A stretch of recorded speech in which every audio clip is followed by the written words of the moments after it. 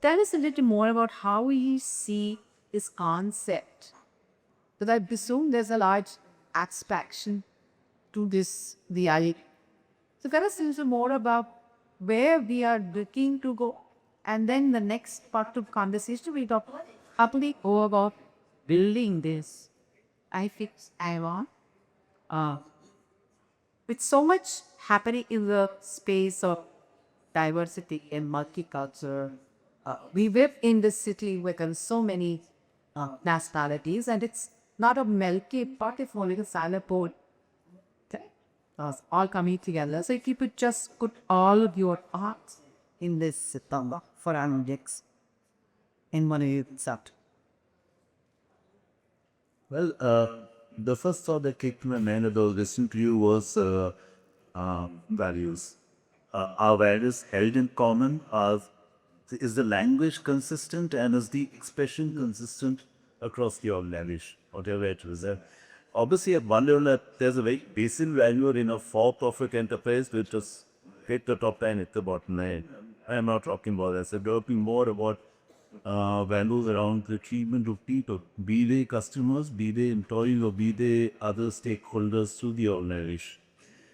And supporting that value system, what kind of skill systems do you have, and are they all at a reasonably equivalent level across the organization? No one exactly the same, because there is something around country culture, there's something around the scale of evolution of the organization in that country and so on.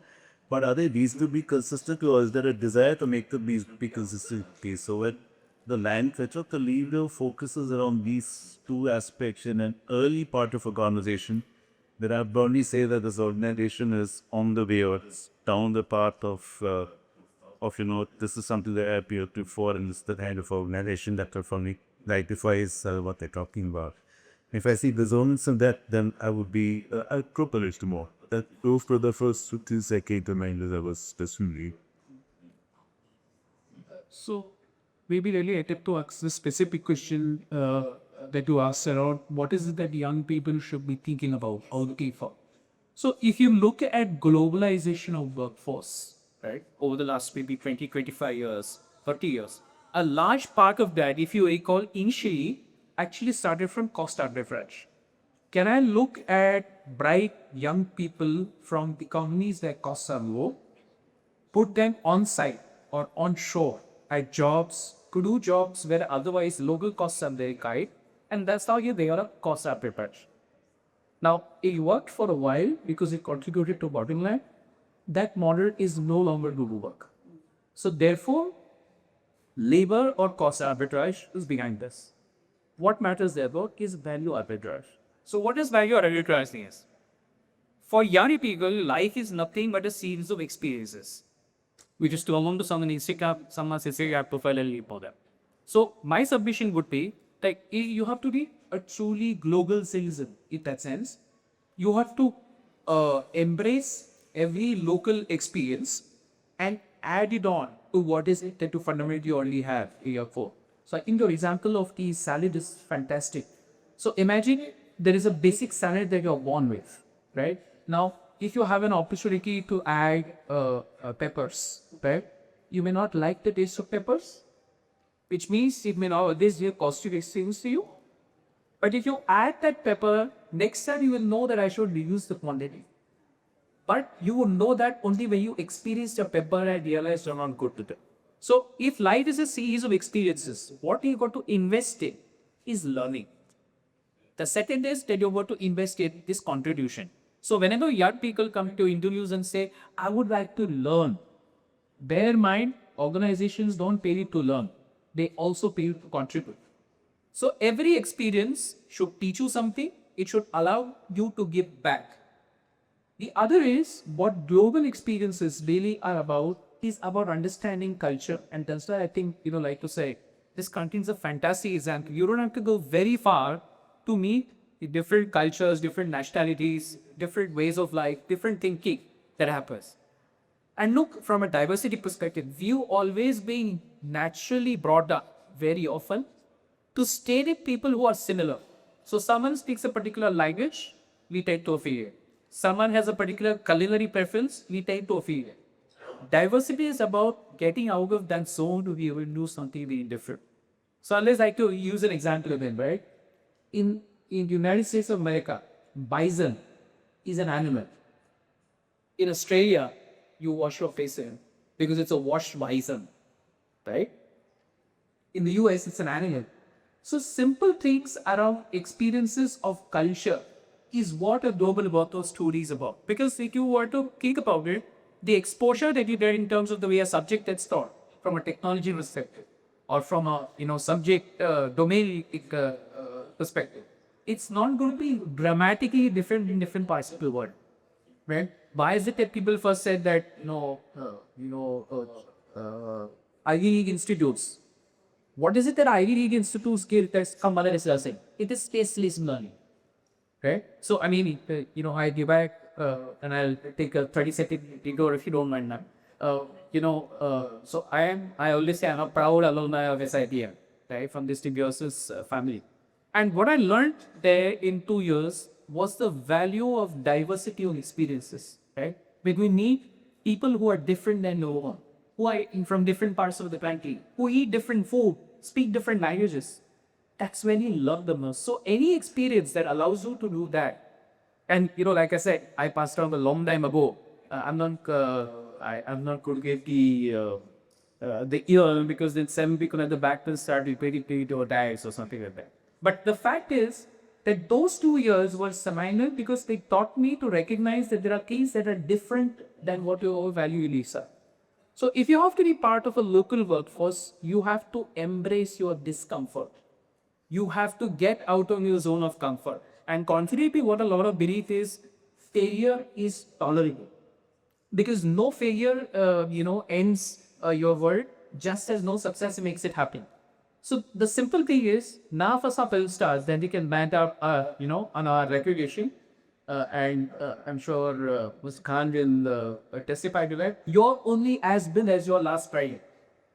So if you made a big hit on your last Friday, you're relevant. So failure is never permanent and not a success. So my suggestion is experiment, take opportunities, embrace change, try keys that you've never done before, not just professionally, but personally. I have a scare of heights. I overcame that by doing skydiving, right? You have to get out of your comfort zone. That's where your power, to be able to become a truly global citizen comes from. Because if you can do that, Anik, you talked about developing resilience. That's what develops resilience. Develops resilience, getting out of your zone of comfort. I know that.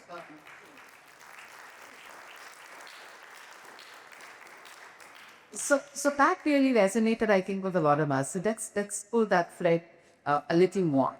That's easy for colleges and universities to Ivy League symbiosis, and that's what I've seen for the last 40 years. That in a master, there's a Nigerian student sharing a room with someone from Sudan, and the third person is probably Jochia. Right? You're out of your comfort zone in that first minute that you step on backs. How do we extrapolate that to an organization? Because like you said, we born automatically gravitate to people who speak the same language, to eat the same food. So what would you suggest to organizations to ensure that this is enticing? Because this is difficult. I think as you grow older, getting out of your comfort zone becomes more and more tough. So ideas, maybe 2 or 3 ideas?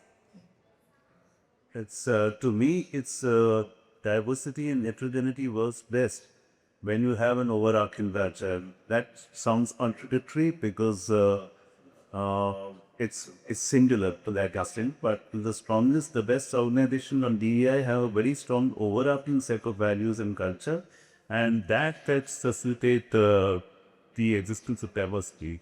Take for example the point you made about symbiosis.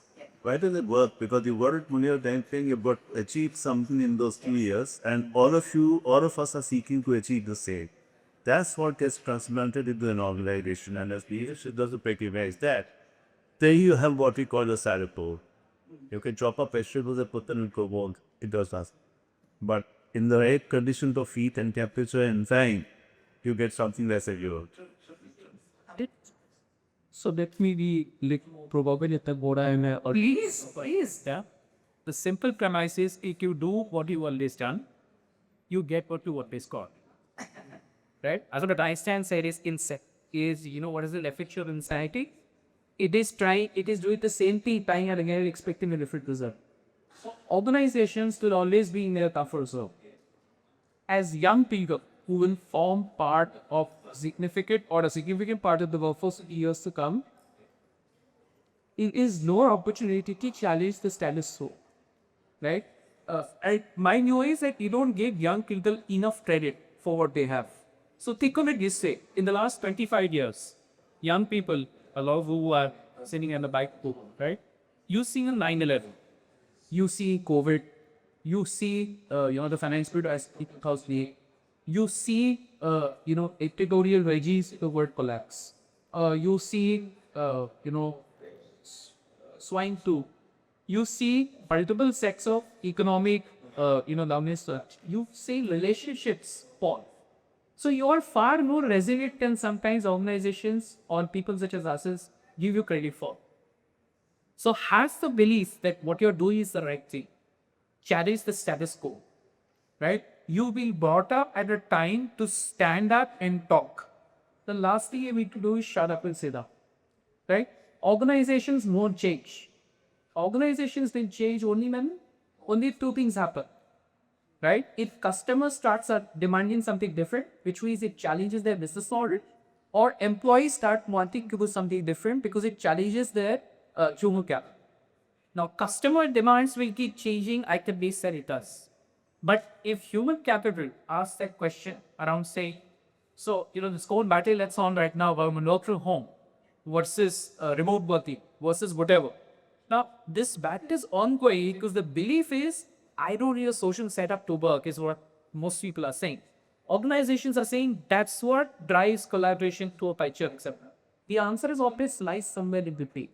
So, answer your question, what is it that organizations can do? My belief at the cost of being provocative is organizations will do very little. So, whatever has to be done has to be done by it. This is, by the way, always make a story of life, right? Like when telecom started, we didn't have any people in telecom, for example, in India. People from FMC used to move to telecom, right? So, organizations will always find a way, yeah? But it will happen only when the customer demands something. If you haven't changed it from an employee perspective, look, you had a choice. A lot of you can afford to make a choice to say, my ultimate objective of passing out from this course is not just to get a job, right? It's to become a better person. So you should not let school or college interfere with your education, yeah? Make sure that you learn at every opportunity, have a voice, and if you stand for that set of beliefs, you are the ones who can actually change the world. Yeah. So, sorry, I did keep talking. The not for perfect. Don't expect organizations to change. They have had a model that has worked for them so far. So, the status quo challenge has got happened from the back of the. Yeah.